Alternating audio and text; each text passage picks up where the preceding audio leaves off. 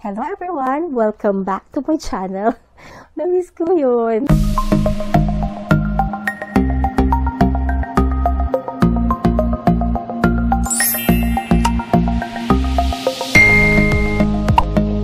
This is my first ever comeback sa pagbablog ng long informative video dahil nga syempre nauuso na yung mga short videos ngayon sa TikTok. So mga short videos na rin ang ina-upload ko dito sa YouTube. But this time, it will be a long video, not super long, compared sa mga short video na ina-upload ko from TikTok. Because I'm gonna share my hospital bag as a second time mom. Nung first time mom ako, gumawa din ako ng what's inside my hospital bag. And pinanood ko yon before ako gumawa ng ganitong klaseng video and sobrang dami kong dinala.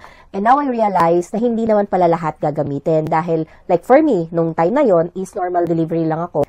On the second day, discharge na si Mommy Jack. So marami akong mga items doon na dinala pero hindi ginamit. Pero hindi ko naman yun pinagsisihan. Mas okay na sa akin ang overpack kaysa naman maraming kulang-kulang. But this time, on this vlog, i-share ko sa inyo what's inside my hospital bag as a second time mom. Dahil marami akong na-realize ng mga gamit na yun lang ang importanteng dalhin dahil yun lang ang mga gagamitin. So if you are a first time mom, very helpful sa iyo nito para hindi ka na mag-overpack. Kaya be sure to watch the full video. Before I start, bago ko buksan ang maletang ito, ayan lang po yung dadalhin ko. In fairness, andito na yung gamit ko, andito na yung gamit ni baby at mga toiletries namin. O gulat kayo, no? Ipapakita ko yan sa inyo later kasi importante lang talaga yung mga nandyan. Open na natin yan. Before kasi iba yung bag ni baby, iba yung mga lagay ng toiletries namin ni baby, iba yung bag ko, tapos meron pa akong personal bag na kung saan nakalagay yung mga documents. But this time, gusto ko talaga, isang maleta lang kami, andun na yung gamit naming dalawa. Ito na talaga yung pinaka matipid, pinaka-onte na hospital bag na makikita nyo. So watch this. Siyempre, para mas makita nyo, ilagay ko siya dito sa bed. So, ito yung mga documents na kakailanganin sa hospital. Lagay ko na muna dyan, later natin yung pag-usapan. Tapos, ito yung maleta. Andito na yung gamit namin ni baby. Open natin siya para ma-share ko sa inyo. So, ayan, ganyan siya. Kapag binuksan mo yung maleta, ganito na siya. Dito, ang laman nito is mga damit namin ni baby. Andiyan na yung mga going home outfit, baby set 1, ganyan. So, dito naman, nandito na yung mga toiletries. Yan, papakita ko sa inyo yan later. So, first, dito muna tayo sa mga damit ni baby. Ayan, bulky siya. Talagang pinagsiksikat ko sila lahat dyan. Para wala nang extra bag. Andiyan na sila lahat. So, isa-isahin natin kung ano yung mga laman nito para magkaroon kayo ng idea. Wait lang. So, dito muna tayo sa mga damit ni baby. So, isa-isahin muna natin siya. Pero, syempre, hindi ko na to bubuksan. Kasi itong mga to, nalabhan ko na, naplansya ko na, at natupi ko na siya ng maayos per set. Kaya, I hope maintindihan nyo. Siguro naman familiar kayo sa mga itsura naman ng mga damit ng babies, diba? Sasabihin ko na lang sa inyo kung ano yung laman or ano yung mga dinala ko. Ganun na lang po, ha? So first, dun tayo sa baby set. Baby set number 1. So ibig sabihin, ito yung una mong ibibigay sa mga nurses para mabihisan si baby. So ito ibibigay mo sa nursery room or ibilin mo sa magbabantay. So what's inside? Sa baby set number 1, andyan si receiving blanket. So next naman is, depende sa'yo, long sleeve ba ipapagamit mo kay baby or short sleeve? Ako naman long sleeve ang dinala ko. Then, pajama, 1 pair of mittens, 1 pair of booties, and bonnet kasi lamigin pa talaga ang mga baby, and 1 newborn diaper para sa set na to. For the next set naman, baby set number 2, ito magagamit nyo na to kapag gusto mo nang palitan si baby, kapag na-room ina si baby mo. Ibig sabihin, nasa room nyo na si baby, or napunasan mo siya, or naglungad siya, kailangan mo siyang palitan. Ito na yung gagamitin mo kapag kasama mo na si baby. So, what's inside baby set number 2? Again, receiving blanket. Yun pa rin po yung gagamitin ko. Long sleeve or short sleeve, depende po sa inyo, pajama, 1 pair of mittens, 1 pair of booties, bonnet, and newborn diaper. Next po is baby set number 3. Ito parang magiging extra na lang to kung ikaw ay normal delivery. Kasi usually second day uuwi na. Pero kapag CS ka, aabot ka hanggang baby set number 3. So what's inside is the receiving blanket, long sleeve or short sleeve, pajama, 1 pair of mittens, 1 pair of booties, bonnet, and newborn diaper. And lastly, para sa baby is the going home outfit. Receiving blanket, yun pa rin po. Long sleeve, pajama, 1 pair of mittens, 1 pair of booties, bonnet, and newborn diaper. Actually, halos pare-pares lang sila. So, depende na kung ano yung ipap-outfit nyo kay baby. And this one nga po, ayan, ito yung nag-iisang receiving blanket namin or swaddle blanket na gagamitin kay baby. Simula mag-stay siya hanggang sa umuwi na kami. Ito medyo makapal po siya. Ayan. Ngayon, kung sakaling hindi natin may iwasan, malungaran yung receiving blanket or madumihan, nagdala na lang din ako ng extra. Isang extra lang na swaddle blanket. Pwede rin naman itong pangkumot ni baby or additional comfort kung sakali talagang nilalamig si baby. And of course, nagdala din ako ng extra diaper. This is 5 pieces only. Nasa sa inyo na yon kung gaano kadami yung dadalhin yung diaper. But for me kasi okay na sa akin yung 5 pieces. So ngayon, punta naman tayo sa kung ano naman yung mga dadali ni Mami, kung ano ba yung mga importante na gagamitin. Yan. Actually, no, sa hospital, na-realize ko na binibigyan tayo ng hospital gown. Everyday po ang bigay nun para pampalit natin everyday. Pero syempre, may mga ibang mommies or pasyente na hindi sila komportable sa hospital gown kasi yun yung may butas sa likod na nakatali lang. So, if ilang sila na gano'n, kaya tayo nagdadala ng mga pajama. Para kung saan tayo komportable, yun yung susuotin natin. Ako din kasi ayoko magsuot ng hospital gown, kaya ayun, nagdala ko ng pajama. First, doon tayo sa Mommy Set 1. Itong Mommy Set 1, magagamit nyo to after nyo ng mga nap. Pag na-transferred na kayo doon sa room nyo. So, what's inside naman? Ako kasi pajama yung dinala ko kasi mas komportable ako dahil maluwag, maganda yung tela, freely kang makaka-move, hindi siya ganun kasikip. Plus, meron siya mga boto-botonis dito, just in case gusto mo nga magpa-breastfeed, di ba? Kaya, pajama pa rin talaga yung dinala ko. Pajama din noon, and I find it na helpful sa akin noon, kaya yun pa rin yung dinala ko. Tapos, syempre, nursing bra and underwear, tapos socks. Lalo na kung lamigin ka, aircon yung room mo, ayan, magdala ka po ng medyas. Mommy set number 2. Ayan, for example, gusto mo nang maligo. Kinabukasan, meron kang pampalit. Ito po yun, Mommy set number 2. So, what's inside? Ganun pa din. Pajama pa din po ako, nursing bra, and underwear and socks. Tapos, syempre, going home outfit na. Sa going home outfit, syempre, kung saan ka komportable. Hindi na ako nagpajama kasi para naman kahit na lumabas tayo sa hospital or sa hallway ng hospital, maayos-ayos naman yung suot natin. Pants na siya, tapos nursing shirt na easily accessible kapag magpapadede ka na. So, yun pa rin. Nursing bra, underwear, socks, or jacket kung gusto mo. Yan, sleeper na pang going home na. Yan, depende na kung ano yung dadalhin mo nun. Tapos, nagdala lang din ako ng extra nursing cover. Kung sakaling meron kayong bisita at papadidehin mo si baby, at least meron kang pang cover. Nursing cover, nagdala po ako. Yan, dati kasi wala actually. Kaya hiyang-hiya ako kapag nagpapadede ako sa harap ng parents ko. Kahit parents ko yun, pero medyo nakakaya pa rin pala. So, ngayon nagdala na ako. So, ngayon, ipak na po natin. So, syempre, unahin muna natin yung least priority, which is the going home outfit ni Mommy, going home outfit ni Baby. Ayan, yan yung side ni Baby. Baby set number 3, and baby set number 2. And syempre, ang pinakaunang gagamitin is the baby set number 1. Diyan na yan sa bungad. Mommy set number 2, Mommy set number 1, kasi ito yung unang gagamitin. Ito yung extra blanket ni Baby. Ito naman yung nursing cover ko. Tapos, ito yung extra na diaper. And this one, yung nag-iisang receiving blanket ni Baby. Tapos, nagdala din ako ng extra pillowcase. Bundok siya, di ba? Pero maiko-close natin yan. O, yan. Naayos ko na. Ngayon ko-close na natin. So, andyan na yung lahat. Lahat ng tela dito. So, part na to. O, diba? Nasiksik natin siya.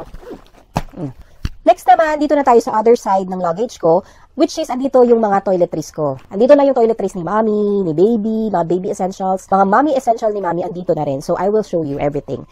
Ito yung gamit ni Baby. Ayan, nasa likod yung mga what's inside this baby essential. Andito yan lahat, mga list. So, ito na lang yung titingnan nila. So, gusto ko lang i-flex sa inyo, no, yung nabili ko sa online shop. Sobrang cute niya, and in fairness, yung liit niya is kasya lang talaga sa luggage mo. Ayan, no. So, pag clinose mo yan, hindi siya bulky. And syempre, safe na safe pa yung mga gamit dito sa loob na liquid, especially yung oil, dahil hard case siya.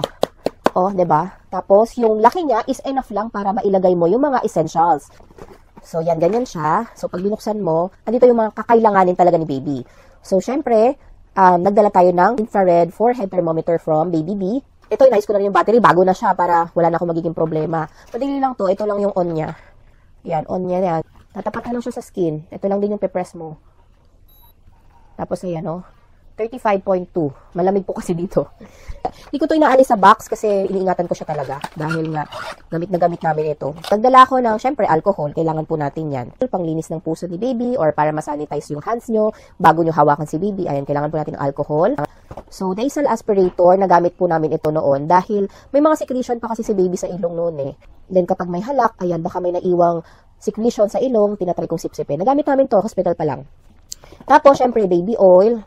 Ngayon, kung sakaling lamigin yung paa, kamay, pwede tayo magpahid ng baby oil. Body wash. Head to toe na to actually, pero nagdala pa rin ako ng shampoo. Maliit lang dali nyo kasi nga, 2 to 3 days lang naman sa hospital. Before kasi Cetaphil na yung gamit ko sa first baby ko and wala namang naging reaction. So baka parehas lang sila ng skinny baby, kaya Cetaphil pa rin yung binili ko. And petroleum gel para sa nappy area niya. Simula first child ko, ito na yung gamit namin sa nappy area and never siya nagkaroon ng rashes every time na mag-change kami ng diaper. But ito po ay preference ko lang ha mga mabis dahil alam ko maraming mga nappy cream na available sa market. Depende kung saan mahihiyang si baby mo. But for us, ito yung gagamitin namin. And this one, cotton balls. Nilipat ko na lang siya dito sa small pack na to. Kasi unti lang naman din yung nagamit namin before. Eh, ang dami kong dinalang cotton balls, ang bulky. So, ngayon, kumuha lang ako ng mga pirasong cotton balls. Tinansya ko na lang din kung gaano kadami yung magagamit. Nandito na rin si cotton buds. So, yan. Diesel aspirator. Yan, alcohol. Malaki kasi ito sa amin. Ayan, naayos ko na siya lahat. Nandito na yung mga gamit ni baby. Yan. Okay. So, ganyan na siya, diba? Dito na lahat, ang liit-liit. So, ano naman yung gamit ni mommy na dinala? So, ito yung I find it very helpful and important para sa ating mga mommies. So, andito na yan lahat. This one is nakadepende sa bawat babae. Kung gaano kadami yung ginagamit nyo sa mga toiletries. So, yan. Nagdala ko ng mga 6 pieces of face mask. Hindi lang para kay mommy and daddy, but also sa mga visitor na lalapit kay baby. Dapat naka-face mask pa yan kasi newborn pa sila. Bagong panganak pa lang, very sensitive. So, nagdala din ako ng shaver. Sa shaver naman, isa-shave naman talaga kayo ng mga nurses before your delivery. CS ka man or normal delivery. Sana, no, bago ka makapunta sa delivery room or labor room, eh makapag-shave ka na muna para malinis na. Next naman, syempre, kailangan natin ng toothbrush. Ayan, pang freshen up. Toothpaste. Ganyan na lang dinala ko para hindi bulky. Ganon din yung mga shampoo.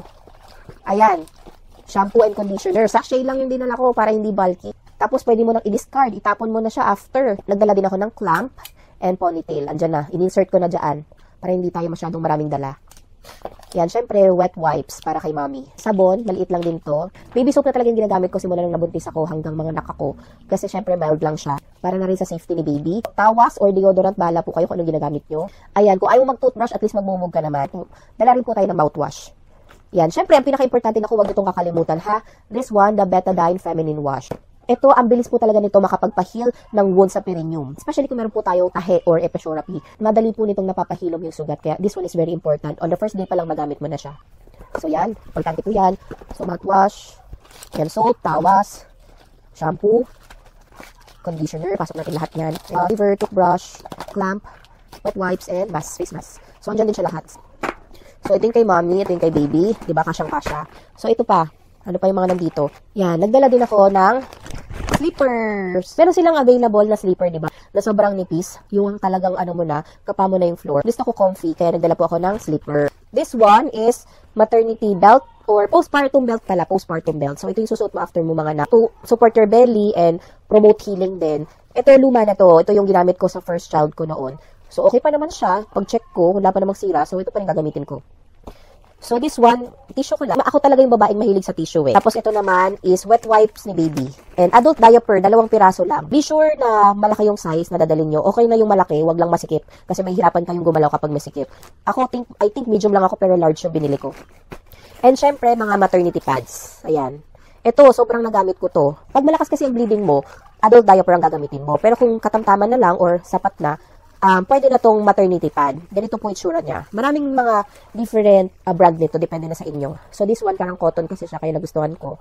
Gamit na gamit to. Normal delivery ka man or CS, duduguin ka po talaga after birth. Kaya importante na meron po tayong ganito. Kasi malakas po ang bleeding natin yan for the first 7 days. So, ayan. Balik na natin lahat. Ayan kay baby. Ayan. Ganyan lang siya. Ayan na lahat. Ayan. Tapos, next naman na i-share ko sa inyo na dadalhin ko rin is this one. Hospital documents. I-browse lang natin siya kung ano ba yung mga dapat yung dalhin, ha? Itong mga label po na to, pati yung mga nakadikit sa mga baby set number 1, ganon, binili ko lang din yung sa TikTok. Kasi less hassle, diba? Darating yan sa'yo, printed na, ididikit mo na lang. So, baka gusto nyo din ng ganon, ilagay ko na lang din yung link dyan sa baba. Name of your baby, father's name, mother's name.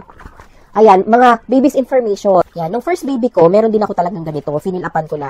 Ngayon, nung dumating yung birth certificate for filing, kinopya ko na lang. So, mas madali ang buhay kapag ganon. So, sana maano nyo din, makapag-print din kayo ng ganito. Expectant mother's name, mga information mo lang naman. Ito fill-upan mo para may kokopyahan yung makakasama mo sa hospital, either your husband, kung sino yung pwede mong kasama sa hospital. Fill-upan mo to para sila na yung mag-fill up ng mga documents sa hospital.